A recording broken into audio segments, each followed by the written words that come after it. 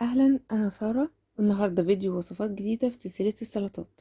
في فيديو النهارده هنعمل سلطه المكرونه البارده والسلطه البارده بالارز والخضار، ونعشين جدا ونقدر نستخدم فيها بواقي المكرونه وبواقي الرز. يلا على طول نبدا في اول وصفه، وهنحتاج فيها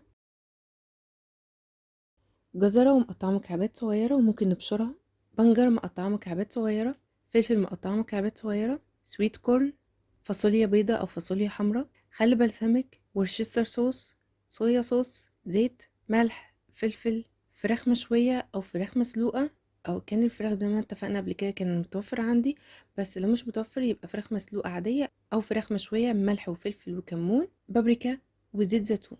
نشويها ونقطعها بالحجم اللي احنا عايزينه.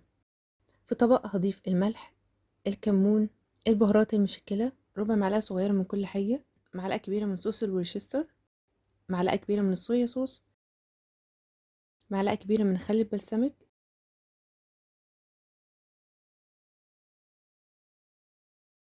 معلقة زيت. هقلب كل حاجة مع بعضها كويس جدا. هظبط الملح. هضيف هنا الخضار اللي انا مقطعه مكعبات. هصفي الذرة واغسلها كويس جدا واضيفها تقريبا كده معلقتين كبار. الفاصوليا كمان معلقتين كبار. هقلب كل حاجة مع بعضها كويس جدا.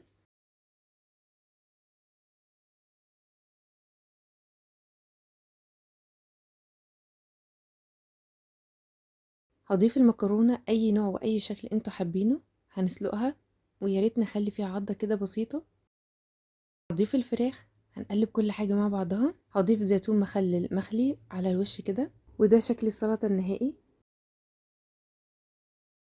تاني سلطة معانا هنحتاج فيها خس، كرنب مقطعينه مكعبات صغيرة سواء الكرنب البنفسجي أو الكرنب الأبيض، فلفل أحمر مقطعينه مكعبات، جزر، خيار، فلفل، ليمون، دبس رمان، صويا صوص، خل بلسمك، زيت زيتون. وهستخدم النهاردة بواقي اللحمة اللي متبقية عندي من البوكس بتاعنا اللي بنعينه في الفريزر. عندي ميكس هنا من اللحمة وبين الفراخ. اكيد طبعا نقدر نستخدم نوع واحد بس، او ممكن كمان ما نستخدمش اي نوع بروتين معاها. وعندي هنا رز سلقاه ومصفياه، سلقته مع ورق لورا، حبهان، قرنفل، توم عشان بحب طعم التوم شوية معاه. اي مطيبات تحبوا تضيفوها.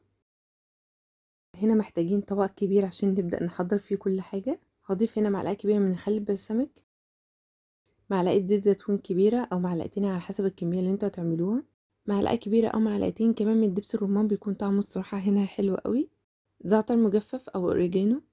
هقلب كل حاجة مع بعضها. عصير الليمونة.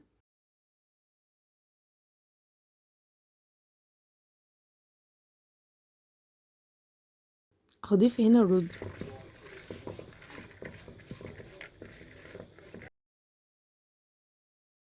هضيف الخضار وأقلب كل حاجة مع بعضها.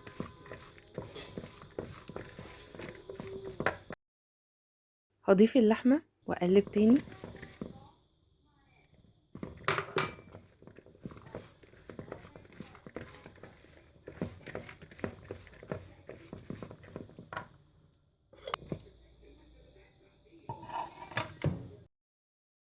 في طبق التقديم هحط كده طبقة حلوة من الخس كقاعدة للسلطة بتاعتنا.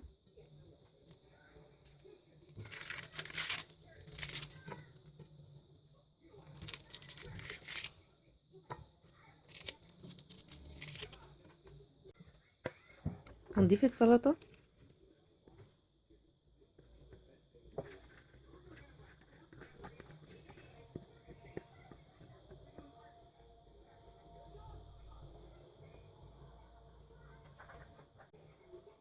وهضيف من مكونات السلطة على الوش كده عشان تبان انا عاملة سلطة من ايه.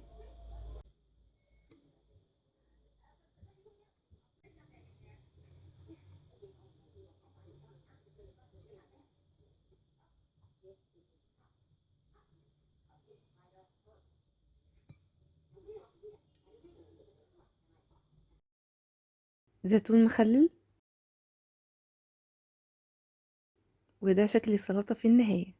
شكلها حلو قوي، وتقدروا كمان تقدموها في اي عزومة. مش لازم نضيف عليها لحوم زي ما اتفقنا. كده نكون وصلنا لنهاية فيديو النهاردة والافكار كلها والوصفات. رب تكونوا استفدتوا منها وتكون عجبتكم. قابلكم ان شاء الله بفيديوهات وصفات مختلفة، وسلام عليكم.